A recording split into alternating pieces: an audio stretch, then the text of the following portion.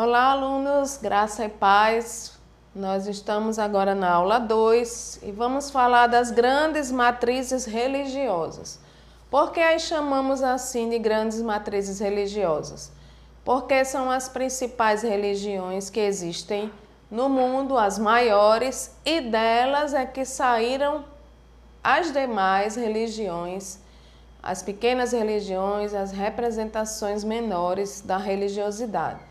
Nós vamos começar falando sobre o hinduísmo, que é uma religião bem antiga, é considerada a religião institucionalizada mais antiga existente no mundo, e ela nasce, não há um fundador específico, tá, no hinduísmo. Ela, na verdade, é um sistema de várias representações religiosas que foram sistematizadas e que então formam o hinduísmo. O hinduísmo é a religião majoritária na Índia, mas ela está presente em outros países próximos ali, e até no Canadá tem uma grande representação de hindus. Nos Estados Unidos tem uma colônia grande de hindus, há muitos templos, tanto nos Estados Unidos como no Canadá. Aqui em São Paulo nós temos uma comunidade também, né, indiana e hindu, né, que seguem essa religião. E o hinduísmo é uma religião politeísta. Tem muitos deuses, tem 3 deuses principais, que é chamada a Trimurti, que seria uma trindade. Não tem o mesmo significado da nossa trindade, lógico, mas é trindade porque são 3 deuses principais, que é Brahma, Vishnu e Krishna. Esses são os 3 principais deuses. Todo hindu, então, ele adora esses 3 deuses, mas também tem deuses regionais. Nas várias cidades da Índia você vai encontrar outros templos que são específicos daquela cidade ou que são específicos daquela região, e que apenas aquelas pessoas que têm contato com aquele Deus, ela faz rituais, adoração àquele Deus. O hinduísmo tem lugares sagrados como o rio Ganges. O rio Ganges é um lugar que hoje é um rio bastante poluído, mas que paradoxalmente para os hindus é um lugar sagrado, é um espaço sagrado. O hindu, ele tem vários rituais do nascimento. As crianças nascem, o nome da criança só é dado quando ela nasce, diferentemente de nós ocidentais. Casamento hindu pode durar de 7 a 12 dias de festas, e isso vai depender da condição financeira de cada família. Geralmente, né, os casamentos são arranjados no sentido de que, quando crianças, as famílias já prometem seus filhos uns aos outros, um ao outro, na verdade.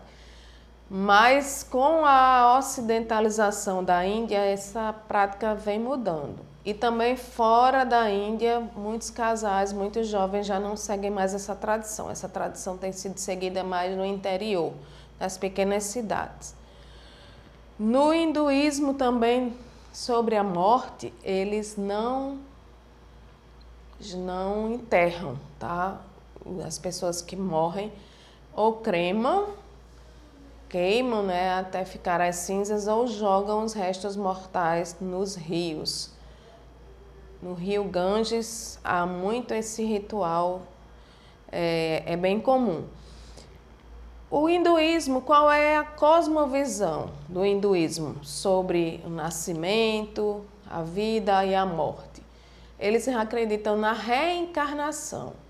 Então, a pessoa pode ter várias vidas, inclusive reencarnar em animais ou em plantas. Por isso eles não são carnívoros, tá? Eles só comem vegetais, eles não comem carne, e eles adoram os animais.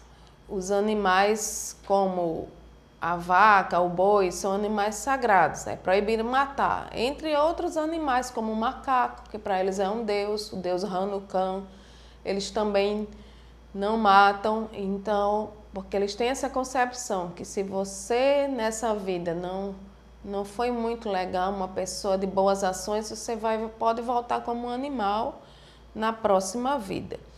Eles têm essa concepção, essa visão de mundo. E o hinduísmo, então, tem mais de 1 bilhão de seguidores no mundo. O budismo ele vem do hinduísmo, na verdade, o fundador, ele vai ter um fundador que é Siddhartha Gautama, um príncipe hindu que não conhecia a pobreza, não conhecia a morte, não conhecia a doença, nem o abandono, porque ele vivia dentro do palácio e o pai o protegia de todas essas coisas ruins, né? Ele não sabia que existia esse lado ruim. E um dia ele sai do palácio e ele se depara com uma pessoa morta, ele se depara com uma pessoa doente, ele se depara com um mendigo pedindo esmolas. E ele vê então que a vida não tem só o lado bom que ele vivia, o lado de riquezas, de conforto, mas muitas pessoas estão sofrendo.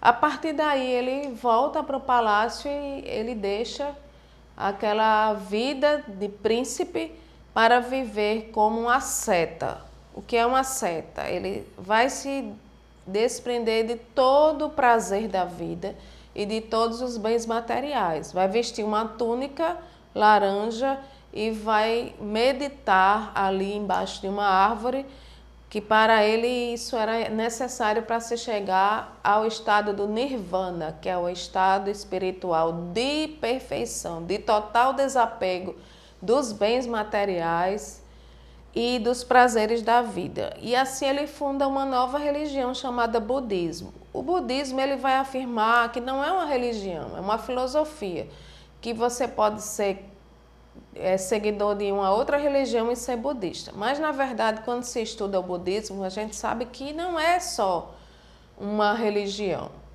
que não é só uma religião, um sistema filosófico, aliás. É uma religião porque tem rituais, né? O próprio Buda virou um objeto de adoração das pessoas. Enfim, é uma religião institucionalizada e que tem seguidores. E o interessante também é que o budismo ele traz do hinduísmo a questão da reencarnação. Eles também acreditam na reencarnação, eles também são vegetarianos, não comem carne animal e eles fazem isso também como uma forma de que é preciso preservar, né, a natureza, os animais, as plantas, né, toda a natureza para eles tem que ser respeitada. E eles então são tanto hindus como budistas politeístas, mas também são panteístas. Por que são politeístas? O budismo, se ele só tem Buda? Não, porque eles também creem que os deuses estão nos elementos da natureza. E isso também é chamado de panteísmo. É quando eu creio que existem deuses nas representações da natureza. A árvore é um deus, o rio é um deus, o sol é um deus. Então isso é ser panteísta, mas também ser politeísta.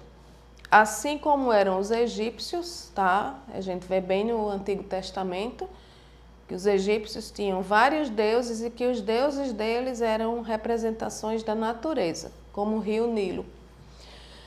Enfim, essas são as religiões, grandes religiões politeístas, hinduísmo e budismo. Vamos para religiões monoteístas. Nós temos em primeiro lugar o judaísmo, tá? O judaísmo é uma religião que nós conhecemos bem, porque a história está lá na Bíblia Sagrada. Principalmente no Velho Testamento, é a história do povo judeu. O judaísmo, ele deu origem ao cristianismo, todos nós sabemos, mas o judaísmo tem características próprias, né? eles são a religião da lei, né?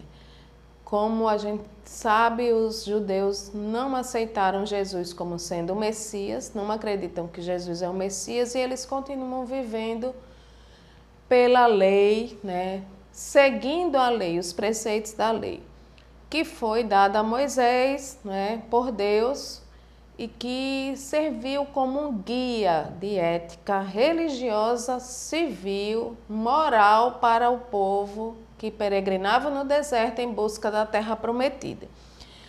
O judaísmo é monoteísta, eles só creem em Deus, eles são tão rígidos quanto a isso que não é permitido citar o nome de Deus, falar o nome de Deus, nem escrever. Eles sempre se referem a Deus como o Eterno. Eles não se referem como Yahvé, né, que é o nome em hebraico para Deus, mas se referem como o Eterno. E nem escrevem, né, nem podem escrever o nome de Deus. E o que é o judaísmo hoje? O judaísmo está dividido em 3 linhas, principalmente. Os ortodoxos, que são os mais radicais, que seguem a lei rigorosamente, que querem reconstruir o terceiro templo, que sonham com isso e que acreditam que o Messias ainda virá.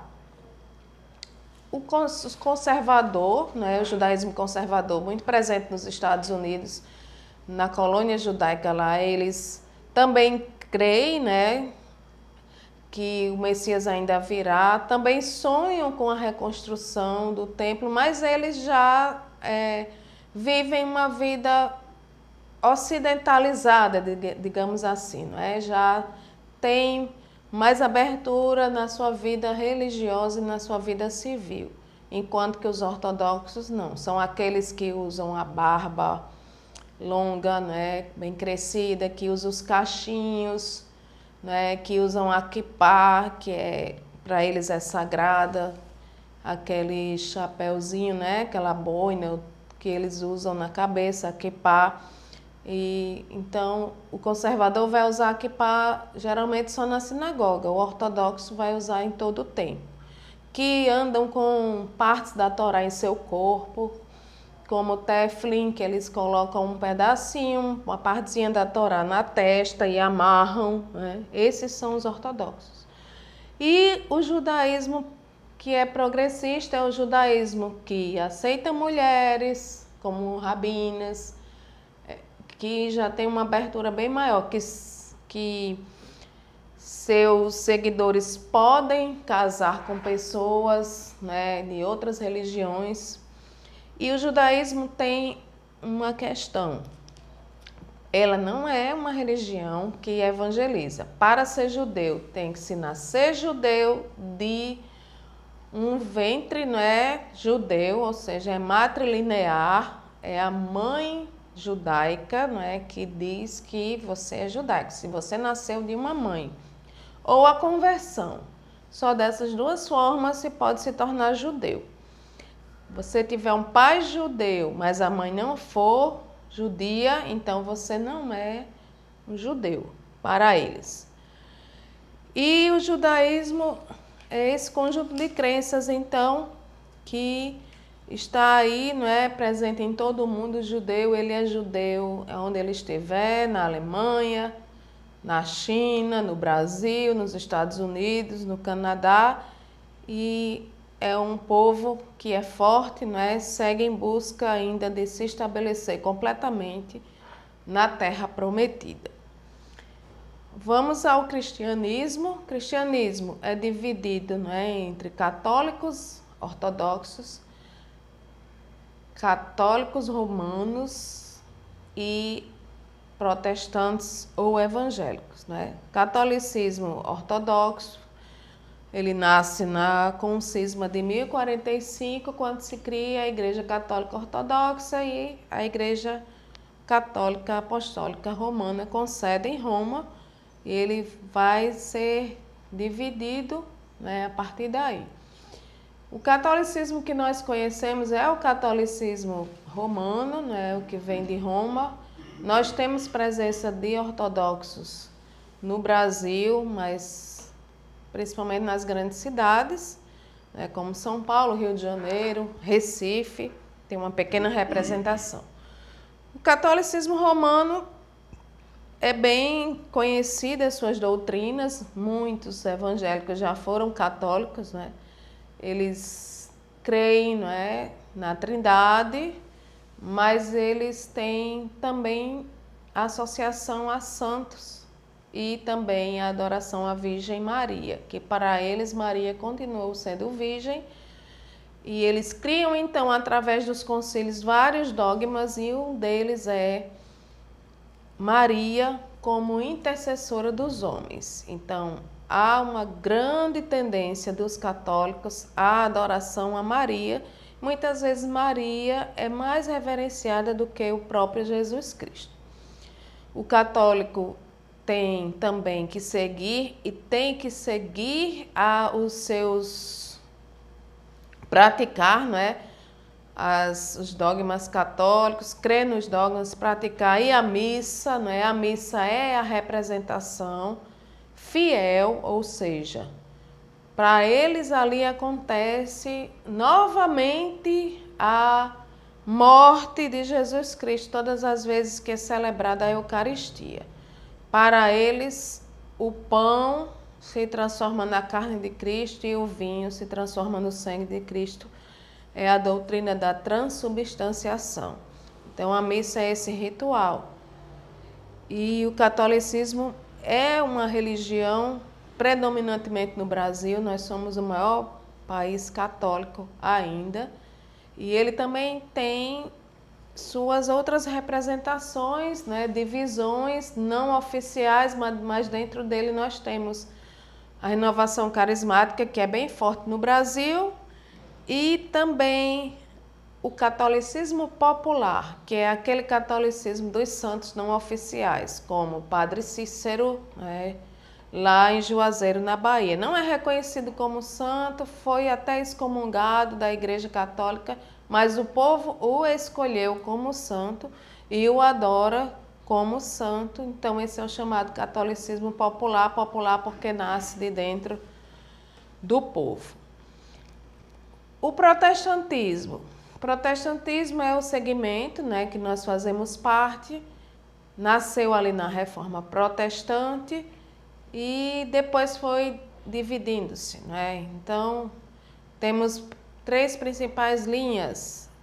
O protestantismo histórico, no qual estão as igrejas presbiteriana, batista, metodista, entre outras. Temos o protestantismo pentecostal, que nós conhecemos aqui no Brasil, né? Começou com a Assembleia de Deus, que hoje é a Assembleia de Deus Belém, e com a Congregação Cristã do Brasil. E depois vem outros segmentos pentecostais, outras igrejas vão surgindo.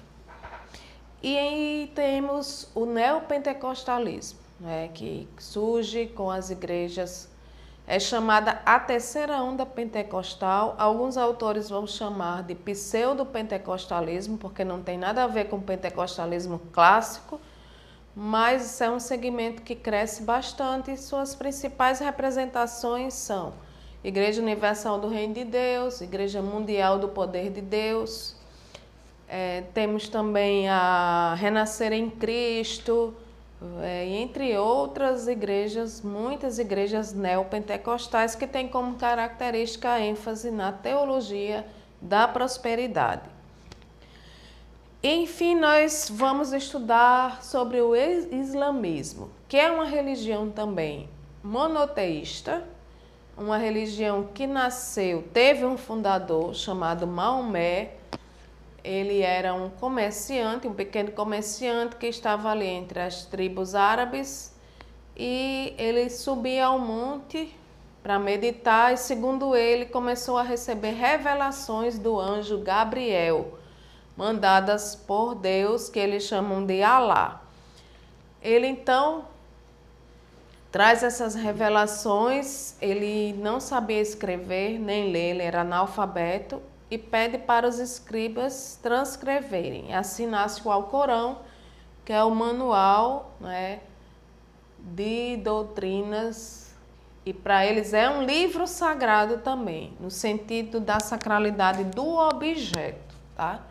Tanto é sagrado o que está contido nele, como é sagrado o próprio objeto, é tanto que eles não vendem, só doam, são proibidos de vender o Alcorão.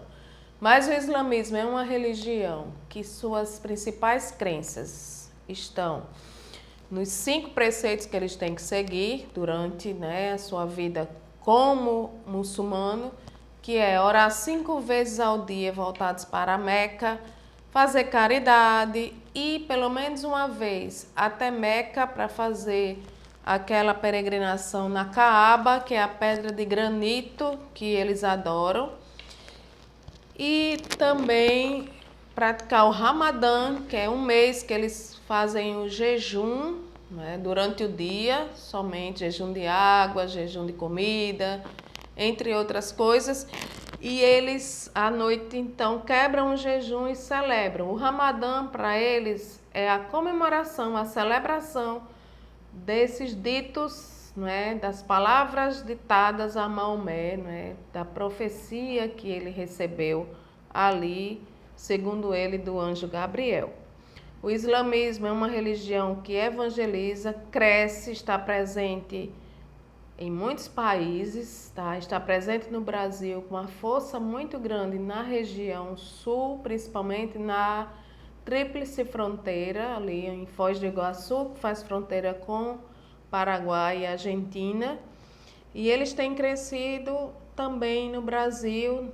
Natal nós já temos uma representação, João Pessoa temos uma grande comunidade islâmica já. E a crença deles é que só há um único Deus, que é Alá, e o maior dos profetas, Maomé. É a Alá que eles prestam a adoração, é a Alá que eles prestam culto. E para eles o islamismo é a verdadeira religião monoteísta e é a última e principal revelação e a verdadeira revelação enviada por Alá. Nós encerramos aqui a segunda aula e até a próxima aula, onde vamos estudar sobre religiões brasileiras.